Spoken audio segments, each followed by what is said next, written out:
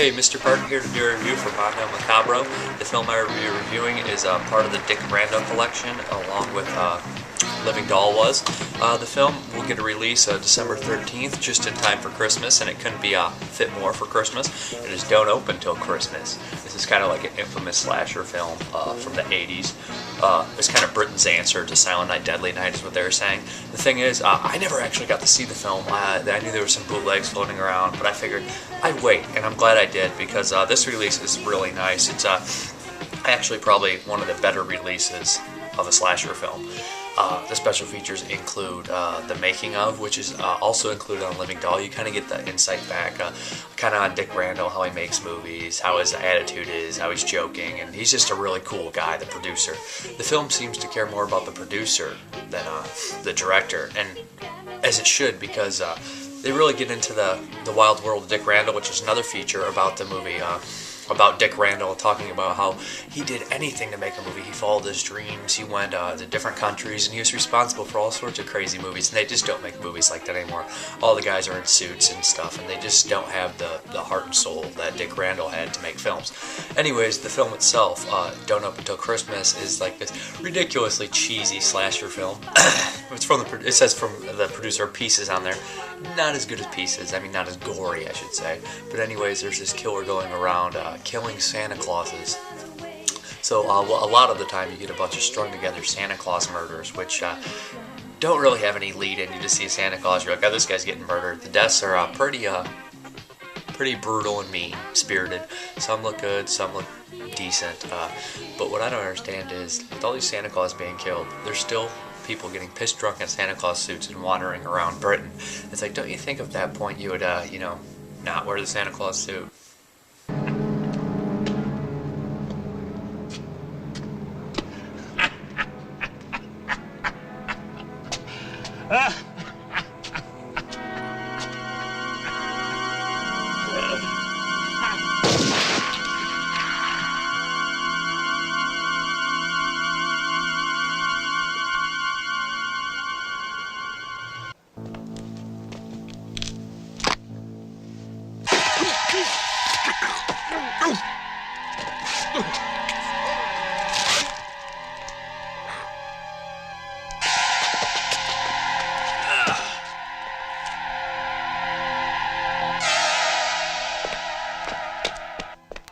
But you get some pretty funny deaths. A lot of drunk Santas getting killed.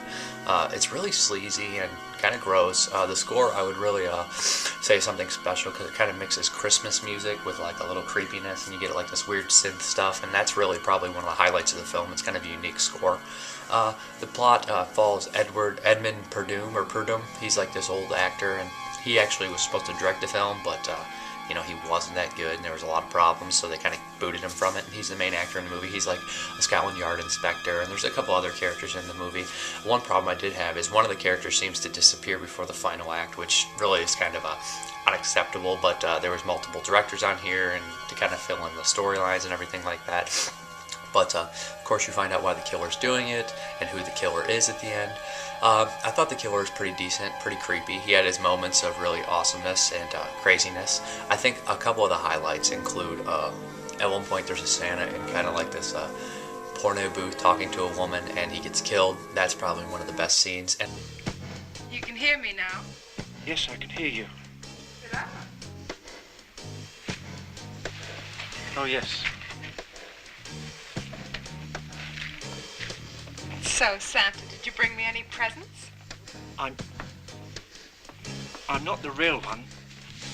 I just work in the department store down the road. Oh, I thought you were. You're very pretty to be working in a place like this. Oh, I'm not really a model. I'm a dancer. A dancer? Yeah, you want to see?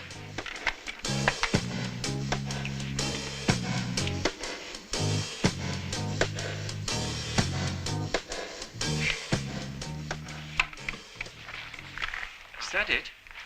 What do you expect? Flash dance? I didn't know what to expect.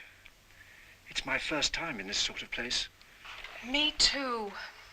Really? You see, I live with my mother. So do I. I don't think my mother would understand. Does your mother know you work here? She ought to. She owns it. I'm just filling in. Oh, for another girl? No, for my mother. Look, can't we... Yes? Can't we get rid of this glass and then... Well, you know. Oh, no. That would be breaking the law. Besides, who knows what you might get up to? All those kiddies sitting on your knee all day? I'd love to have you sitting on my knee. Would you? Do you like me on your knee all bouncing and raring to go? Do you like your hands all over me, caressing me? Oh, yes.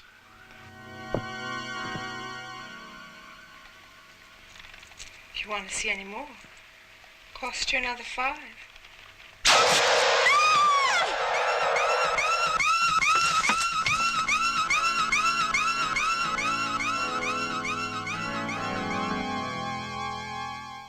Also, the wax museum scene is outstanding. That one actually creates suspense and horror, and actually, even though you don't really know the characters, it's kind of hard to create suspense when you're wondering if the Santa Claus is going to get butchered or not, and how. So they really created suspense with that, and that's kind of impressive. But all around, the acting's decent. I do like the main Edmund is really good in it, and the ending with him is fantastic. And the reporter is also very good, very creepy, and also had a kind of like a dark history in real life as well. But if you like slasher movies, or if you like Christmas horror, this is a must on the list. It's just one of those ones, don't open till Christmas, that everybody knows. And if you haven't seen it, I definitely say it's worth a look, especially for huge slasher fans, and especially for Christmas horror fans, because it's definitely one of the best Christmas horror movies.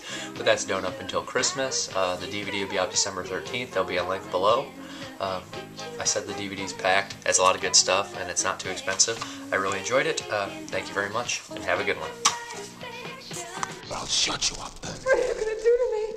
I haven't decided yet. Me? Why did you take me? I never hurt you. You went to the police. I didn't tell them anything. No, but you would have done. I didn't see your face. You were wearing a mask. Now you see, it's too late. You have seen my face.